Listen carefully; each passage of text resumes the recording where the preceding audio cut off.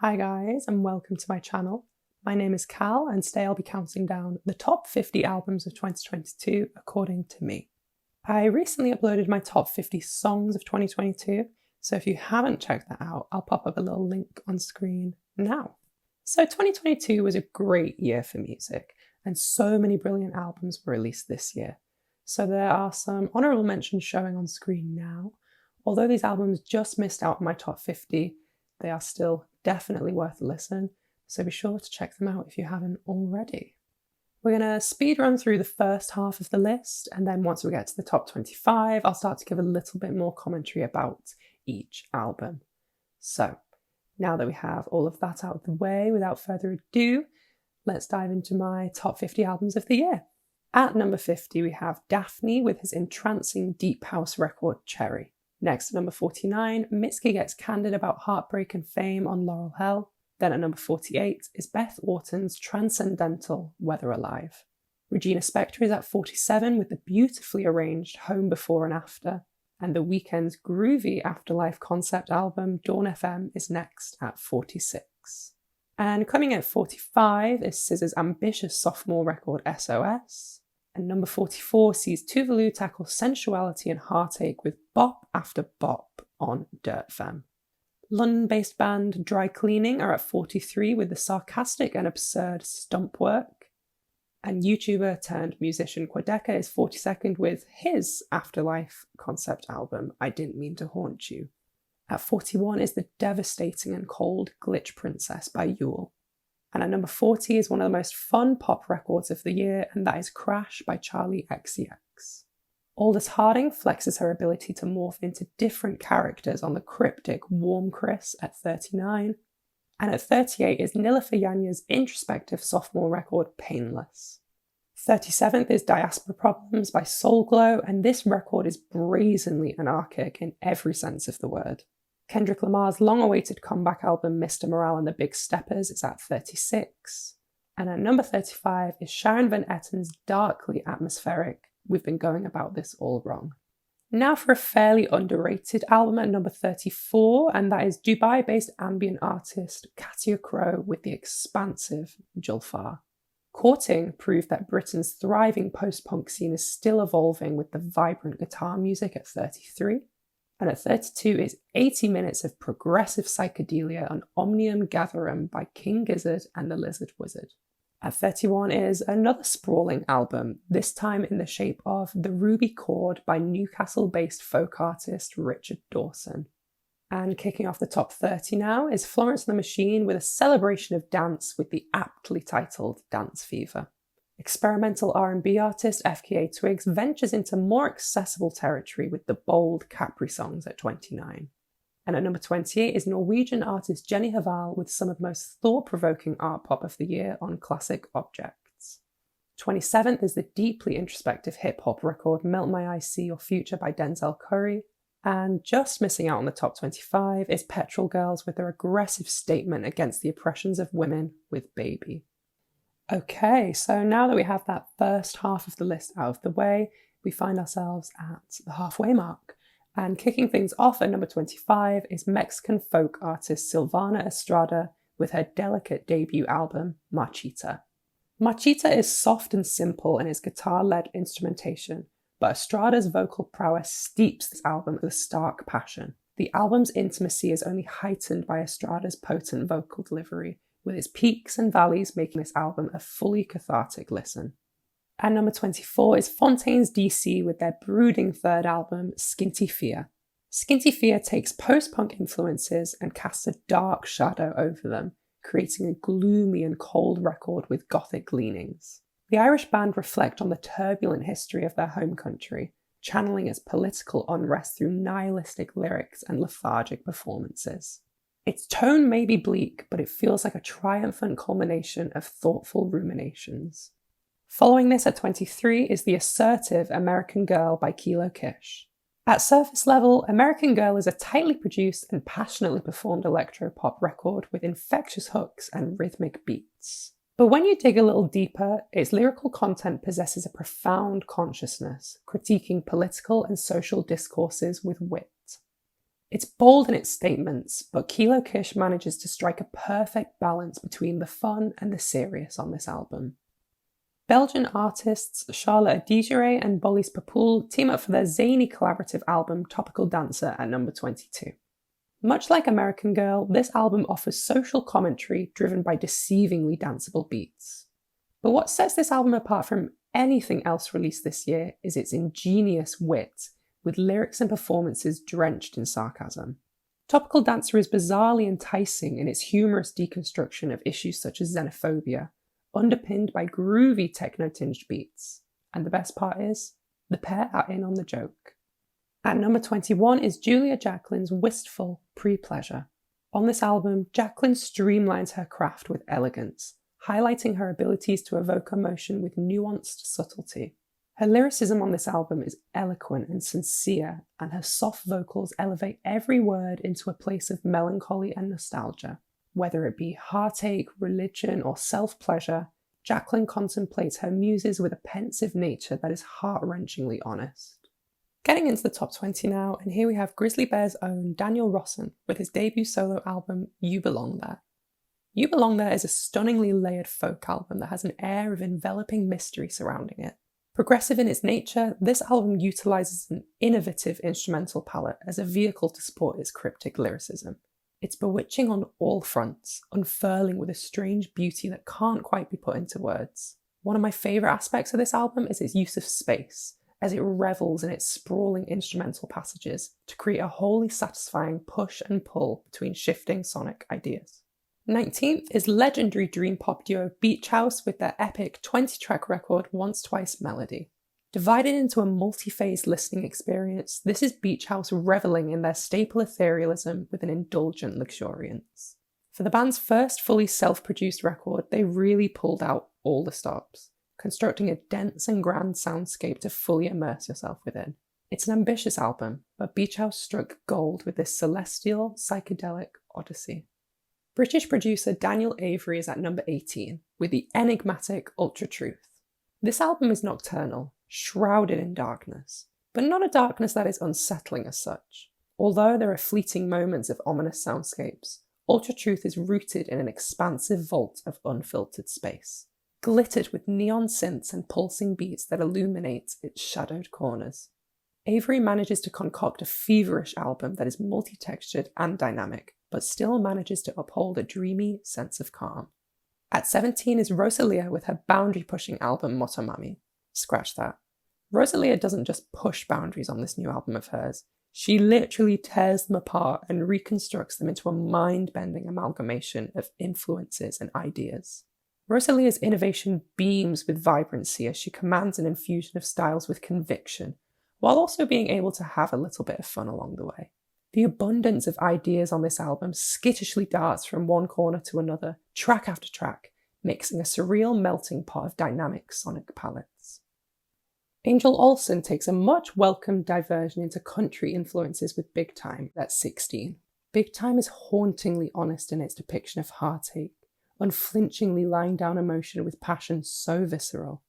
Olsen perfectly portrays scenes of melancholic despair, but always sheens them over with an overarching message of self-acceptance. It's bittersweet to hear Olsen pour her heart out with her piercing vocals and introspective lyricism, but the tracks on this record are the epitome of every cloud has a silver lining.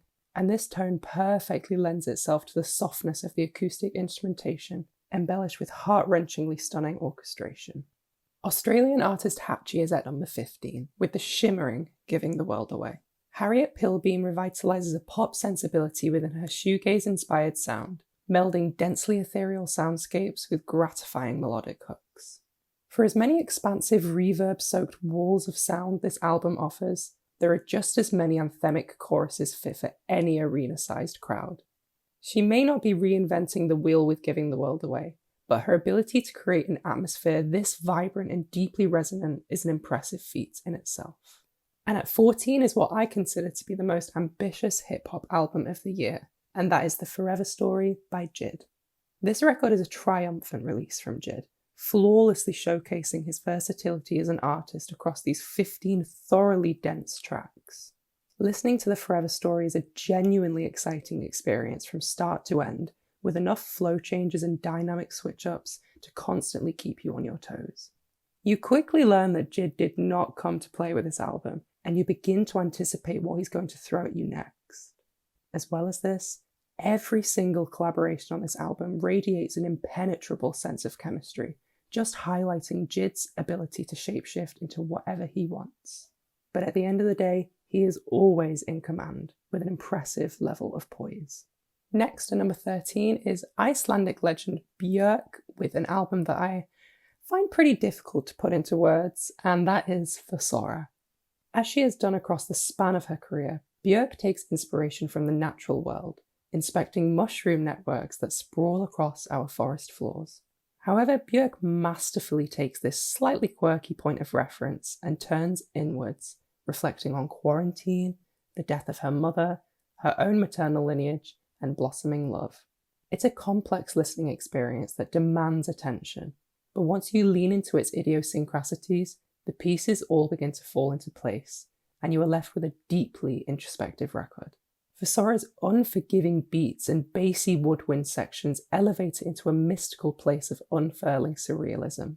Cerebral and passionate, Fossora is an earnest study of the self while also embracing natural phenomena that we may take for granted. 12th is Little Simz's momentous No Thank You. Sims follows up her epic 2021 release, Sometimes I Might Be Introvert, with an album that I consider to be just as impactful, if not even more. Where her last album was grandiose and steeped in orchestral flourishes, No Thank You is succinct and candid. As always, Sims's contemplative lyrics is at the forefront, brazenly tackling systematic failures of the music industry, race, and the effects of trauma on mental health. No Thank You is simply a victorious statement, unapologetic and confident, standing firmly with an important message to share. And we are in reaching distance of the top 10 now, and here we have R&B experimentalist Sudan Archives making a bold statement with Natural Brown Prom Queen at number 11. The Ohio-born artist, also known as Brittany Parks, constructs a daringly confessional album with Natural Brown Prom Queen, declaring her insecurities, ambitions, and sensuality with an unflinching honesty. Despite its crushing revelations, this album's core is overflowing with confidence. It's an album of celebration in all its forms, whether it be the celebration of creative freedom, Black excellence, or acknowledging your own struggles. This album feels like a triumph.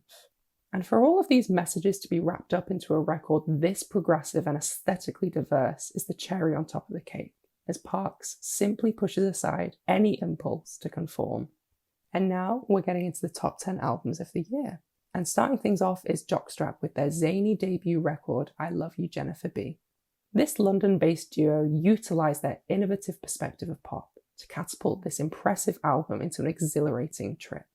Its abundance of experimentations is bewilderingly eccentric, with each track being a sharp curveball from the last, disorientating the listener into a surreal sense of ecstasy. Despite its slippery sound, this album is never cumbersome. In fact, it is quite the opposite. Jennifer B reveals itself in its manic diversity, offering a mutating pop monster that is just as gratifying as it is baffling. What I consider to be the most accomplished debut album of the year places at number 9, and that title belongs to none other than Preacher's Daughter by Ethel Cain.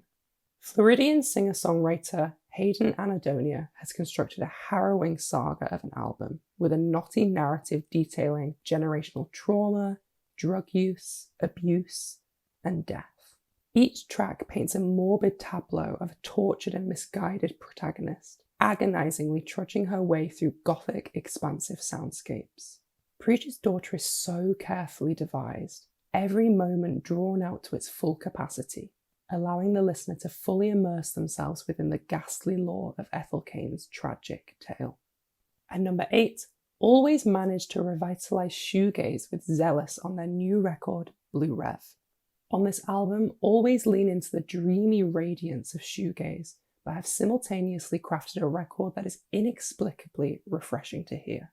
It's an effortless feat that is gripping from start to finish, with dense layers of guitar accompanied by melodic choruses to yell from the top of your lungs. Blue Rev truly feels like a lightning in a bottle record, coloured with a formidable potency that resonates deep within. Perfume Genius straddles the borders of grotesque and beautiful on his latest release, Ugly Season, at number 7. This album was originally composed as a score for a modern dance piece, co-directed with Kate Wallach, with its premise striving to explore the body and its relationship to rhythm. And as a standalone listening experience, this album is challenging, but also wildly enlightening. Its avant-garde nature conjures a sense of unease, with Hedreis's acrobatic vocals elasticating across hideous soundscapes and hypnotic rhythmic flourishes. And although Hedreis's poetic lyricism is more austere than ever before on this record, he doesn't fear letting the music breathe for itself, allowing the listener to get lost within its brooding atmosphere. This is an imposing album that showcases Hedreis's abilities to teeter on the fringes of art and music, and he does it so tastefully. Next, at number 6, is Big Thief with their sprawling 20-track album, Dragon New Warm Mountain, I Believe in You. The unravelling of this expansive set of tracks never seems to overstay its welcome, instead creating a lingering sense of intimacy that will stick with you. Big Thief warmly take you by the hand with this album, letting you sit in on their soothing campfire tunes. The peaceful magic that Big Thief construct on Dragon New Warm Mountain is thanks to its charming honesty and rich variety of musical detours, making this album one of a kind. Even in its rawest moments, Big Thief managed to showcase an accomplished sense of finesse in what feels like a pivotal creative peak for the band. Mexican artist Natalia Lafourcade exhibits one of the most stunningly crafted albums of 2022 with De Todas las Flores at number 5. Lafourcade seamlessly blends elements of samba, folk, and jazz to construct a lavish instrumental palette that radiates serenity. As well, Lafourcade's crisp vocals elegantly drift across these ornate compositions, elevating each track into an idyllic haven.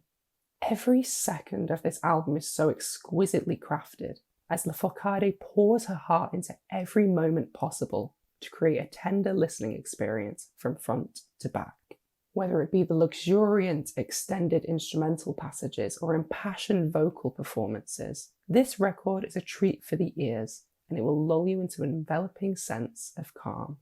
And at number 4 is, in my opinion, the biggest cultural moment of music in 2022. And of course, that title belongs to none other than Beyoncé with Renaissance. It's obviously no surprise why this album had such a huge impact as it did. I mean, it's Beyoncé, come on. But there's more to be said about this album than just that. Renaissance is an exuberant celebration of club music and its origins in the ballroom scene, as well as uplifting Black and LGBTQ+ culture. If anything, this album is just a bag full of fun, bound to get anybody on their feet in any party setting. It's an album that unifies, allowing people to come together and dance and forget the darkness that may be happening in the world. As always, Beyoncé's charisma beams bright with an unattainable confidence, exploring her boundaries as this generation's biggest pop star. Don't even get me started on the flow of this album. Some of these transitions from one song into the next are literally laced with crack, I swear to you. In at number 3 is London-based prog band Black Midi with their brutal record Hellfire. Listening to this album for the first time gave me whiplash. In the best way possible.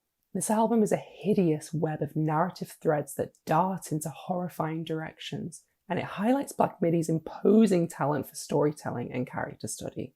From the second this album begins, the chaos is suffocating, gripping you by the throat and not letting you breathe for its total runtime. Even in Hellfire's most serene moments, the knowing that Black Midi will propel you into a new corner of hell at any moment keeps the tension looming. It's an absurd album that chugs along at a breakneck speed, but wrapped up within this surreal inferno of seedy tales is a frightening reflection of our society's disturbing core. And here we are at what I consider to be the second best album of the year, and that album is And in the Darkness Hearts Aglow by Wise Blood. Inspired by the isolating events of the past couple of years, and In the Darkness offers a sincere insight into loneliness and healing from the collective struggle we have all endured in the wake of COVID. Natalie Merring's meditations on isolation offer a vulnerability that is all too resonant, centering her celestial vocals in a vast expanse of cosmic wonder as she contemplates heartache, solitude, and personal growth. Amongst lush instrumentation, Merring's earnest reflection on the past few years reverberate with a breathtaking potency as she sees a glimmer of hope burning in the distance. And finally, my number one album of the year is none other than Ants From Up There by Black Country New Road. This is probably no surprise to some of you, as it seems to have garnered a lot of attention amongst music fans in 2022, but in my opinion, this was an easy choice. I think more so than any other album on this list, Ants From Up There resonated with me almost immediately upon my first listen. It's packed with emotional potency from start to end, in some instances bordering on excruciatingly heart-wrenching. But for the band to create an album this vulnerable is a jaw-dropping accomplishment. Black Country extend upon their post-rock origins that were flawlessly showcased on their debut, with a sophomore record that is elevated in every sense of the word. Each track is densely layered with phenomenal spectacles of lush instrumentation, and although the progressions may never go the way you expect them to, they result in the most cathartic climaxes I have heard all year in music. Frontman Isaac Wood's impassioned vocals cut through these ornate compositions with imposing force, with every vocal quiver lending itself beautifully to the sharpened emotional blade that this album possesses. Lyrically, this record is strikingly poetic, with Wood's existential vision making almost every line punch you in the gut with devastating intensity. And it really is an awful shame that Isaac Wood has decided to leave this band, as I view him to be a voice of this generation, honestly. But I wish him the very best, and I wish Black Country New Road a fruitful career following his departure as well. At the very least, they have this once-in-a-lifetime record to summate their extraordinary craft as musicians. So there we have it. Those are my top 50 albums of 2022. I really apologise that this video isn't out sooner. I did want it out before the new year, but unfortunately I just couldn't get it done. I've been a little bit busy. But anyway, I hope you guys enjoyed this video, and if you did, be sure to like and subscribe. I hope to have some more content coming up this year, so be sure to stick around for that. But until then, I'll see you guys later.